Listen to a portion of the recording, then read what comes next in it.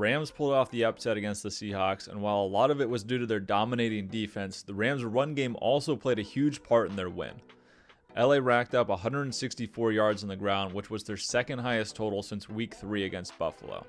Getting Andrew Whitworth back and having Cam Akers fully healthy certainly helped, but let's take a look at how the Rams' outside zone functions and what can make it so effective. Outside zone always has the goal of getting to the edge, but it's really pretty rare to be able to hook the contained defender and get outside. So most of the time, the ball ends up between the tackles. Within the goal of getting outside though, you can create a lot of horizontal flow from the linebackers, which opens up lanes for the running back. Because of that, the blocks on the backside of outside zone are equally, if not more important than the play side blocks.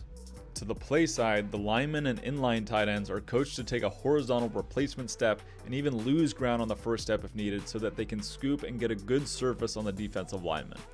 If you're uncovered, which means that no defensive lineman is lined up over you, you take 3 steps on your horizontal track before climbing to the next level. Penetration can kill outside zone, so you have to stay on your track to prevent any inside spikes or stunts by the defensive lineman. You can see a great example of that here with the right guard, Austin Corbett, who takes 3 steps down the line on his track before turning upfield and helping his center. Those backside blocks, meanwhile, have to prevent penetration. They need to stop the defensive linemen and linebackers from chasing down the line of scrimmage because that's where the cutback lanes start to open up. If that means just walling off and that's what they've got to do, then that's what they've got to do. Whitworth is able to get just enough of KJ Wright on the backside to wash him downfield a little and prevent a strong pursuit. All of this allows for Cam Akers to push to the edge and read the defensive lineman. If the defensive linemen have leverage outside, he shifts his aiming point 1 defender inside until a lane appears. He reads that the outside is sealed and cuts upfield between his guard and his tackle.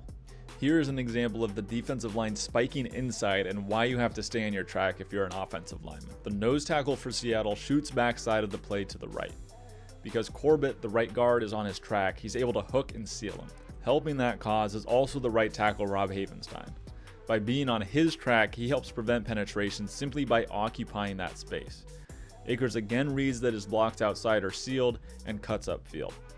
By creating all this horizontal flow, the Rams are now starting to influence the linebackers. With the running back aiming to get outside, the defense has to respect that threat. As the line works to wash people down and climb vertically, it can really stress the gaps of linebackers. That's when the cutback lanes really start to open up. This is a perfect example of how strong that flow can look for a linebacker.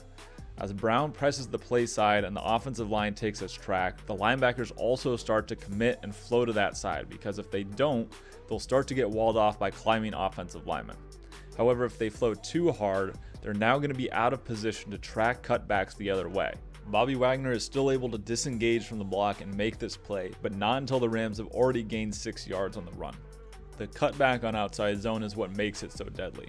If your linemen are playing well like the Rams were on wildcard weekend, the linebackers are put in a very difficult position.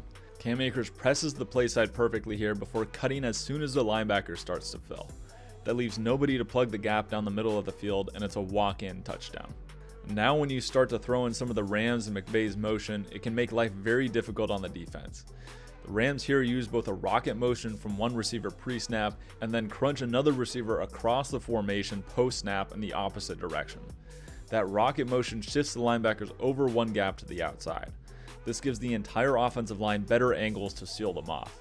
By taking their steps and their tracks, the Rams get a really nice double team with their left guard and center, which moves the nose up to the second level and creates space for Cam Akers to attack. All that motion has to do is hold 1.5 guys on defense, and it's a win for the offense.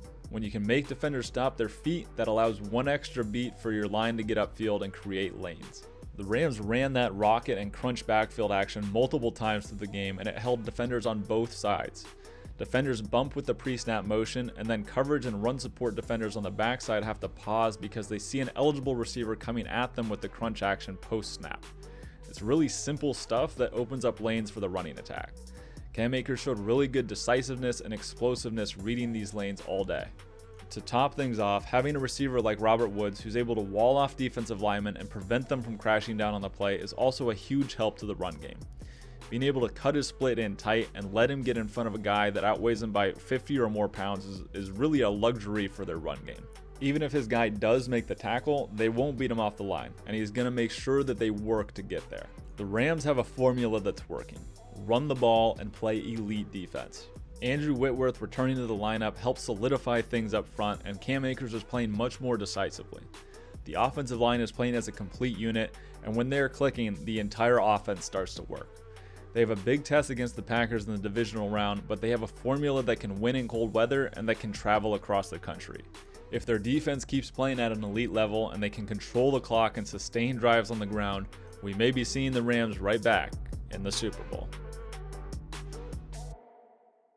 Hey guys, make sure to check out the Patreon for weekly game picks, some extra bonus content and video breakdowns every week. There's also early releases for these full breakdowns. You can donate just $1 a month and that gives you access to all of it.